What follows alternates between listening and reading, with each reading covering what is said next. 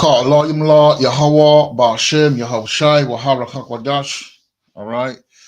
Double honors to the apostle of Great Millstone, you know, Great Millstone, GMS, we're teaching real well. Peace salutation to the sincere brother. And I mean by that, sincere brother, like those who have the heart, man. No one is perfect, no one is perfect. We all have at least a demon, when you come in this truth, you have at least a demon. I always say it. I believe that. But the Bible even say that because he said when you leave, when the demon leave, meaning when you're in the truth, when the demon leave, if you open it back up again through your lifestyle, he will bring about 7 demons. So that means when you come in this truth, that's why you fight for perfection. Otherwise there will be there's no point fighting for righteousness if you're righteous from the gate, right? So for the sincere brother, and sincere to me mean the brother that is real, that is genuine, the brother that won't backstab you, okay? Brothers that are real. So shalom to you lot, to you brothers that are sincere and doing the work, week in and week out, in and out season, okay? And shalom wahab to the brothers and the sisters who are learning this truth, which is not easy, which is not easy, but they're strong, and they have a strong mind. Their mind is set like here, and they want to do the will of the Most High, and they're hoping for this mercy, this mercy. And shalom to you. All right. So today, I just want to talk about understanding biblical context. Okay. So my study today will be based on Revelation 13, 16, and 17, especially the no man might buy or sell. All right. No man might buy or sell. Okay. So the reason why I'm doing that is because there's new brothers that are coming in this truth. And there's a lot of doctrines as far as the MOTB, there's a lot of doctrines. So, some brothers, I mean, GMS, teach that that MOTB is the CHIP, all right, and I believe that. So this truth deals with common sense, okay. It deals with common sense. If you use your head and you use common sense and you meditate upon things, you look around, it makes sense. Also, the Holy Spirit reveals the truth to brothers that are seeking. So I believe that the Holy Spirit has revealed, that the brothers who, are pushing currently that, the MOTB, the CHIP are in the right mind. Now, you go brothers, on the other hand, other camps that don't believe in that, and they're saying other things. I don't want to get into it, but I just want to, like break down that, bring common sense, break it down to the common denominator, right? Common denominator, right?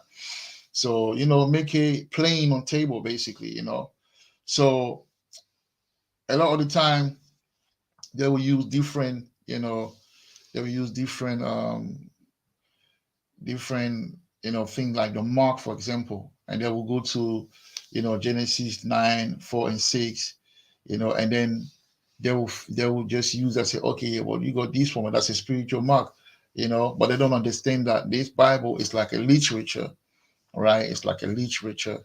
You got dark saying, all right, you got dark saying. So let me quickly go to um us understanding that this Bible is not a plain book that you're reading, but our role is to make it plain on table, but it's not a plain book for the most part. Sometimes it's plain, but for the most part, it's filled with dark sayings. So if we go to um Psalms, okay, we go to Psalms,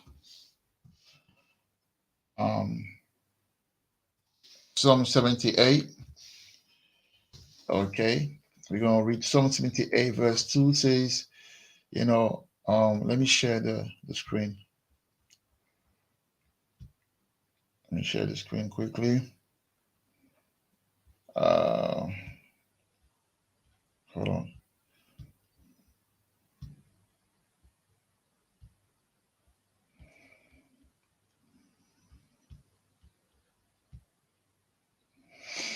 Okay, so all right, so if we go to Psalm 78 and 2, right? It says, I will open my mouth in a parable, okay? In a parable. So let's look at uh parables. Let's look at parable. The definition of parable. That's very important. So you say parable. Okay, let me right. So you say parable, right? Parable. Right, parable. A simple story used to illustrate, all right, a moral or spiritual lesson as told by Yahushua in the gospel, the parable of the blind man and the elephant, for example. So, the most High will use, you know, um, parable to kind of like explain certain things. So he won't be direct, but he will use wisdom. He will use a story, all right, with characters in there, whatever, a story, a plain story to explain a situation, right, that you're in or something like that. All right, that's a parable, right? Now, let's carry on reading. It says, I will open my mouth in a parable, all right, and that's the reason why when you in this truth, you got to be able to expand, because if the Bible is not, a straightforward things, it doesn't even say, oh, the Edomite or the Caucasian, but understanding the parables, and certain others, figurative speech and that the literature of it, you'll be able to break it down. All right. So that's a very important gift to have, being able to break down, scriptures. But he says, I will utter dark sayings of old. All right. I will utter dark sayings of old. So now if you go to if we go to the blue letter, all right, the blue letter Bible, okay, and then we check the dark saying. What does he mean? It's very, very powerful. So let me click on it again. Okay, dark saying of old. All right. Because this truth is like school. It's not just something you come and you want to do it on. You gotta have the print, you gotta have this is one of the main I think to me, prophesying is very important. And in prophesying, allows you to be able to have the ability to break down scriptures and then to really make people understand the mysteries. You know, it is what it is.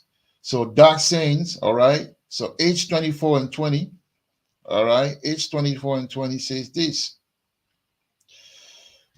The outline of biblical usage, right? Riddle, difficult question, parable, enigmatic saying or question. All right. And enigma in English is I forgot the name. I forgot having enigma. Sometimes I forget the name. Forgot it. Enigma in English is I'll find it. Enigma, but you know what I mean anyway. Enigma insane, all right, or puzzle. See, when you have a puzzle, it can be a car. You buy a puzzle for your son, it's a car, and he has to take the little pieces and put them together to create that perfect picture, right? Put together that perfect picture. That's it. That's the Bible right there. So you say, perplexing, saying, or question. A, riddle, dark, obscure utterance. All right, dark, obscure utterance. Riddle, enigma, to be guessed. Perplexing, question, difficult. Okay, double dealing with habit. That's why a lot of people can't get with this truth, man. That's why a lot of these Christians, they you know what I mean? Because they don't have it. The Most High didn't give it to them. You got to be able to have the spirit for the spirit to, you know, use you as a vessel to explain things to people. And that's what I'm trying to do today, man. So that's the foundation. Okay, understanding that this Bible is dark saying, and you need the Holy Spirit for Him now to put, all right, the light in you for you to understand that. Okay. So now that we broke it down, we can even go to let's go to Proverbs. Yeah, because Proverbs does speak about that as well. Proverbs 1 and 6. Yeah. Proverbs 1 and 6. Proverbs 1 and 6 says this. To understand a proverb and to to understand the proverb and the interpretation. I'll give you another example before I carry on. I tend to speak a lot, but I do that because I want people to get every, you can get understanding in words, in how people talk, right? So I just want to give you an example before I get to the, the main thing, right? A picture, all right? A picture. If I'm a man of the Lord, I'm in the truth, I'm an Israelite. Does it mean I can't put a picture in my bedroom? Because the Bible do speaks, or in my living room, the Bible do speaks about graven image, right? Say that it's against the law, but you got to understand that a graven image is not a sin in itself. It's the worshiping of the graven image that is the sin. Okay, that's one example. Okay, but if you don't have understanding, you feel, oh, you will go against everything that's a picture. No, that's you lacking understanding. That's just an example, right? So Proverb 1 and 6 says, to understand a proverb and the interpretation, the words of the wise and the dark sayings. All right, the word of the wise, Yahweh, Ba'ashem Yahushai, and the dark saying. All right, and the Bible is filled with dark saying. All right, and one of them is, what I'm about to talk about. So now let's go to Revelation 22. All right, Revelation 22. Revelation 22 and 4 says this, and they shall see his face. All right, bear with me.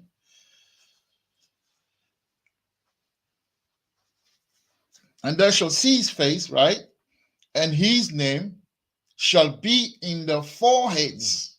All right. So the brother that was breaking it down, the brother is a brother. I love the brother, man. I love all the brothers, and I'm not attacking no one, but I shall speak, the truth. If it's a rebuke with love. It's nothing, So the brother of what's his name? Sons of Thunder. I don't know him. I don't know his name, but I think he's the leader. So he was breaking it down to his sister, I believe, who believed that the mark of the beast, the MOTB, MOTB, is a CHIP, but he doesn't believe that. So this is how he's trying to convince her. So he takes that and he say, okay, he read it. So he say, and they shall see his face and his name shall be in the forehead, right? So he say, does it mean that the name is written right on the forehead? All right, which is right. It's not. It's clearly not. What it means, and that's a dark saying, and you have to interpret it the right way. What it means is that at that time, we will be Israel. We will bear the name, because the name represents the reputation of, like when you read Joshua 9, and 9, where when Joshua conquered, Canaan, which is Israel now, all right, the land of Israel, when he conquered it and they were ruling, people will come from other nations and say, we heard the name of Yahweh. We heard it from far off. We heard it. How did they hear the name? What he did to the Egyptian. So that's the reputation. All right. So that's what it means. So his reputation, his glory will be on our name, on our forehead, meaning we will represent his glory everywhere we go. People will be like, oh, those are the children of the Most High. Oh, this is Israel, man. Oh, this is Yasharallah. You understand? That's what it means. We will be the ambassadors of the glory, all right, of Yahweh. That's what it means. It doesn't mean that the name, will be, on our forehead. So he's right, but he's trying to say that just as, their name is not written, it doesn't mean Revelation 22 and 4 doesn't mean that the name of Yahweh will be written, on the forehead of the of the elect. Okay, so it's the same as the mark. So he goes now he goes to the mark, right? The MARK, right? And he takes, for example, he takes he goes to Ezekiel 9 and 4 and 6, right? And that's when the biblical context is important, you know. And I'll give you a few precepts where the MARK, okay, is mentioned, but it doesn't mean the same thing.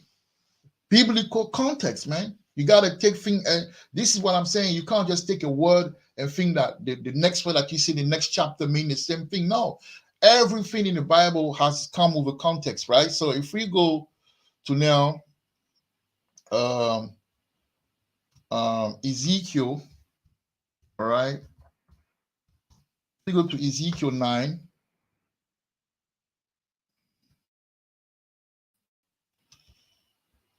Ezekiel, Ezekiel 9 and 4, and he says, and the Lord said unto him, go through the midst of the city, right?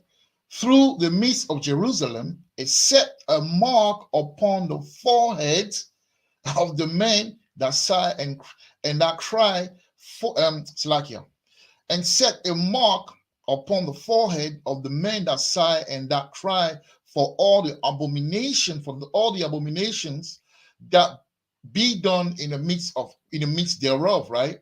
But see, what's beautiful about the Bible at the same time, in a lot of cases, the Bible does explain. When you keep reading it, it will explain. So the when he's the set a mark upon the forehead is explained. All right. So let's read. Let's carry on reading. Verse 5 says, and to the others he said, in mine hearing, go ye after him, right? Through the city and smite, let not your eyes spare, neither have ye pity. So the angel goes in the city and destroy everything. He says, slay utterly, old and young, both maids and little children, right? And women, but come not near any man upon whom is the mark. So clearly, with a bit of a literature sense, with a bit of common sense, you understand that the mark that was spoken of in verse 4 is explained in verse 6, and it means this: a spiritual mark, an edge, just like Job had an edge where Satan was trying to get him. He had to go to Yahweh to tell him, listen, remove those edges and you will see how he will act. All right. So that's the edge. Okay. And he's it's the thawat, which is the spiritual, the mark of exemption. You watch certain movies where, they will go into town, they will kill everyone, but there's always few survivors because those one were the elect, they were elected not to be touched. That's what that mark represents. So now, should we now take the mark in 2000? I mean, the mark in Ezekiel 9 and 6, right, and compare it to the Revelation 13. That's what we're going to do. Let's compare it and see if it's the same thing. All right. So let's go to Revelation.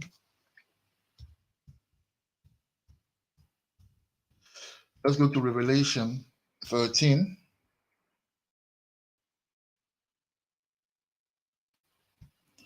Let's go to Revelation 13. Revelation 13, 16 and 17, right? 16 first. And he say, and he causeth all, both small and great, rich and poor, free and bond, to receive a mark in the right hand or in the foreheads. All right. So obviously they're saying that let me see. They say that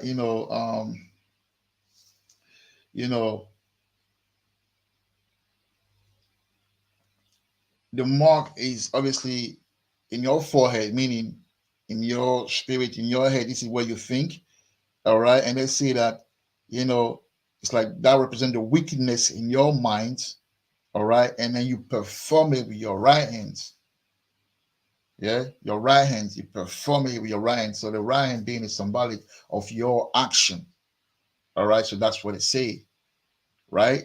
All right, so now the question is, you should ask them, the question you should ask anyone that say that, you should say, how do you know, you know, if you have the MOTB? How do you know it?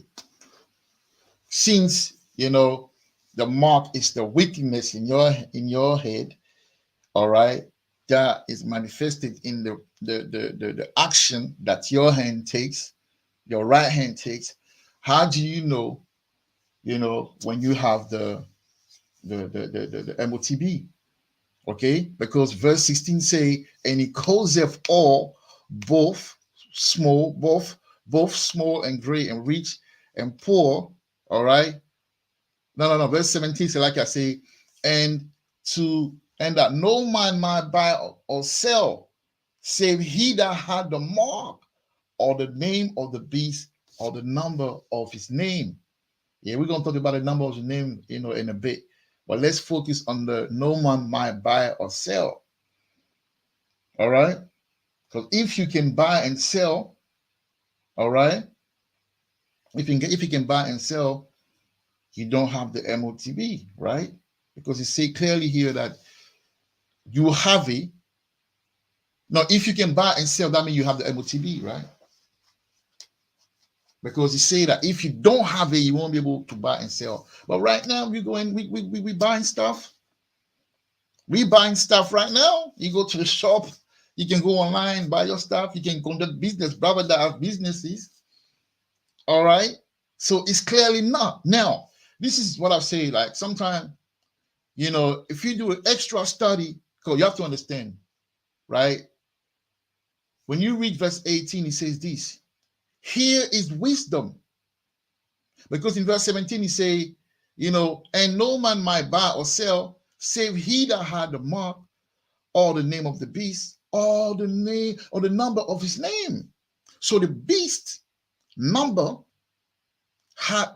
the beast name has a number. And the spirit even show us that. He say in verse 18, he say, here is wisdom. Let him that have understanding count the number of the beast. How do you count the number of the beast? I'll give you one example how you count the number of the beast. The beast is a carnal, right? The beast is carnal. We know all the beast is Esau, so the beast is carnal. And the beast, he wants to be like God. When you read is Isaiah 4 so what he does is he want to now, just like the Most High control everyone, because he says that he knows, the number of each hair, on your head. All right, he knows meaning he controls everything. Esau having that, that desire for the God status, that's his way of controlling. But because he's not a spiritual, a man, he's gonna do it through carnal means, and that's what it represents. All right. So see, here is wisdom. Let him that have understanding count the number of the beast, for it is the number of men, and his number is 600 score and six, meaning 666, right? So now, if you go to any, how do you call it? If you go to any of these barcodes, right? The barcodes, if you check it, you will see three strong, bold, line, right? Bold and vertical line. And when you check it, when you do your diligence, search, you find that it represents the 666. All right, it represents the 66. All right, that's his number. Now we're gonna use these. These were written by William Beeston. You can check it out yourself. William Beeston is an Edomite. He was a governor in Jamaica, colonial Jamaica, it's Edomite. So he's written the Roman Empire, the empire of the Edomite. I hope these don't get flagged, but hey, we gotta push it. We gotta take risk. So now, verse 10. So I say verse 10. And page 10, right, of this book, tell us. Esau is telling on himself, man. The Bible says they're going to fall on their own sword. So we're going to use that against them. Okay. So let's read what, this guy is talking about, man. Right. So he says, let me read it from the top. He say, the Roman then being Latins, the Latins themselves must, according to our rabbinical tradition, be Idumeans. So he's telling you that they are Idumeans. Okay, for people that say that, oh, our pastors are gone, they're done away with, and we know, no, they're themselves, meaning the top guy, the Edomite that are in knowledge, in the know, they know who they are, right? So he say, be Idumeans. And our first business, therefore, lies with the origin, history, and language of the ancient Edomites. To the consideration of these questions, I now go on, okay, observing, okay, in passing that using the component letters as numerals, each of these names, Minshal, Aroma, and Latini, Basilia, okay, contains the number 666. The number of the name of the apocalyptic beast. Here is wisdom, right, St. John. Let him that have understanding count the number of the name of the beast, for it is the number of the name, of a man, right? And his number, the number of his name is 666. So the number, the code, the number of that beast represents Edomite. That's the number. So when he says here that number is the 666, but before that in verse 6, he say, and he calls it all, both small and great, rich and poor, free and bond to receive a mark in the right hand or in the forehead. You must understand that this mark is a carnal mark, because Esau is not a spiritual one. Esau is a carnal man. Therefore, his mark must be a carnal one. Okay, and then when you go back into time, weavers as Israelite, when you read Exodus 21, I believe, we used to do the same thing when we would put, the hole in the ears of the servant that don't want to, that is pleased to stay with the masters. So the Bible says in Revelation 3 and 10 that the hour of temptation is upon us, man. So it's about those who accept the mark of the beast, the carnal, or those who have the thawa on them. There's two marks, you see. You got the carnal one, which is the Esau, and you've got the thawa, the spiritual mark of protection against the carnal mark, which is the thawa. So you got the charagma, and when you go into that word charagma, talks about something physical. All right, now this is how you get it. Look around you and look what's going on right now. 2020, they told you to take a juice. And there was a lot of time when you couldn't, travel. You couldn't move from here to there, from A to B, without having that certificate. That was just the pilots, that was just the test. You look around you right now, talking about what? Talking about the social, the social and credit system, which is all, in cahoot. There is a system that is being put in place to help that MOTB be reality. But right now, they're doing it digitally. All right? To program your mind. It takes 30 days to break a habit, right? But it's the same thing. You reverse it. It takes time to program a lifestyle in someone's mind. I remember when I was, how 2000 and what?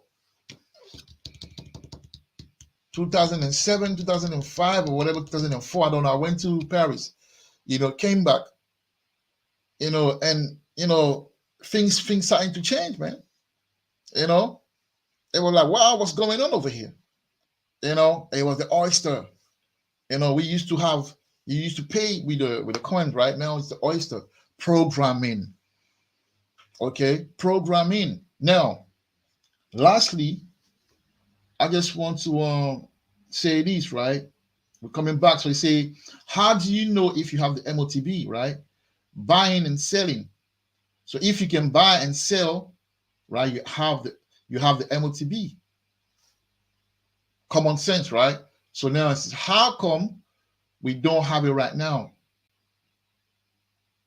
right? Because the thinking, you can tell me that, it's the wickedness in my mind, and then my right hand, is putting into action the sin that, I perform, the action I perform, which bring up sin. You can say that, but it clearly says that mark, though, you won't be able to buy nor sell, meaning you won't be able to live normally, go to the shop, buy stuff, buy a car, do business, conduct business, do what you have to do, unless you have the mark.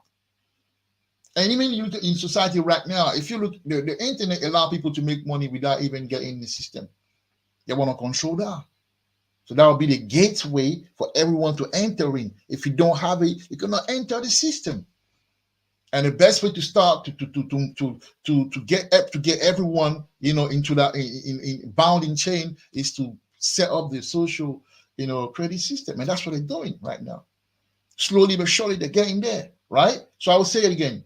How do you know if you have the MOTB? Because buying, is if to have according to the word, the way you know you have the MOTB is what? It's when you buy and it's when you can buy and sell, because the Bible says if you don't have it, you can't buy and sell. Right now, we do buy and sell without no problem, right? So if you can buy and sell, you have it, which we don't right now. So how we don't right now. So how come we don't have it right now? We don't have it, right? Understand? So how do you know you have the mark of? How do you know you have the MOTB? They say is when you have wickedness in your mind and you perform it in your hands. And now, what they say, right? Counter it by asking them the question, how do you know if you have the MOTB? And when they finish breaking down, you tell him, but we don't have it. We don't have the we can buy and sell. You bring that the verse 17 now. We can buy and sell, man. So we think if we can buy and sell, if we can buy and sell, then that mean, we don't have the MOTB right now. When the MOTB come, we'll all know it, because it says that you won't be able to conduct business, and you won't be able to buy. All right. So that's I hope you were enlightened. I hope I was able to explain it properly, explain it to the best of my ability. But that's for the newcomers, man. For the newcomers, because sometimes the word and the truth can be technical and difficult to understand, and you can be swayed by false doctrine. So yeah, that's my way, to help you understand it, so you can make up your own mind. With that, I will say shalom.